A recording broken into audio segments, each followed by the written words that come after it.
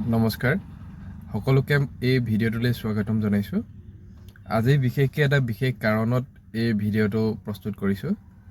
সাধাৰণতে যদি হঠাতে ঘৰত কিবা কাম কৰি থাকোঁতে চকুত যদি ফেভিকুইক পৰে আপুনি কি কৰিব? প্ৰথমতে চেষ্টা কৰিব যেন ফেভিকুইক লগাৰ পাছত যাতে আপোনাৰ পতা দুটা জাপ নাখায় এনেদৰে ধৰি ৰাখিব। দ্বিতীয়তে বিশুদ্ধ চফা পানী ল'ব আৰু চকুটো ভালকৈ ৱাছ কৰিব। যিমান পাৰে ওচৰতে থকা চকুৰ ক্লিনিকত আই কেয়াৰ প্ৰেক্টিশ্যনাৰক অতি সোনকালে চকুটো দেখুৱাবলৈ যাব। আমাৰ চকুটোৰ কলা পাৰ্টটোৰ ওপৰতে থাকে কৰ্ণিয়া।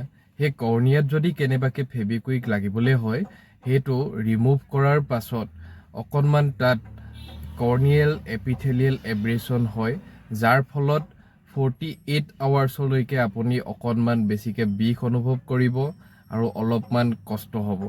আৰু তেনেকুৱা বেছিকৈ বিষ নহ'বলৈ আপোনালোকে চকুটো যিমান পাৰে বন্ধ কৰি ৰাখিবলৈ চেষ্টা কৰিব 24 ঘণ্টাৰ কাৰণে। আৰু দৰৱ সময়মতে দিব, এণ্টিবায়'টিক আৰু লগতে লুব্ৰিকেটিং আই ড্ৰপ যেনেদৰে এডভাইচ কৰা হয় সেইটো মতে টাইম টু টাইম দিব লাগিব। আৰু একেবাৰে চিন্তা কৰিব নালাগে, কাৰণ আপোনাৰ দেখা পোৱাটো পাছলৈ আকৌ ভাল হ'ব, কৰ্ণিয়াখন ৰিজেনেৰেট হ'ব, সেইকাৰণে একো অসুবিধা পাছলৈ আপোনাৰ নাথাকিব। ধন্যবাদ।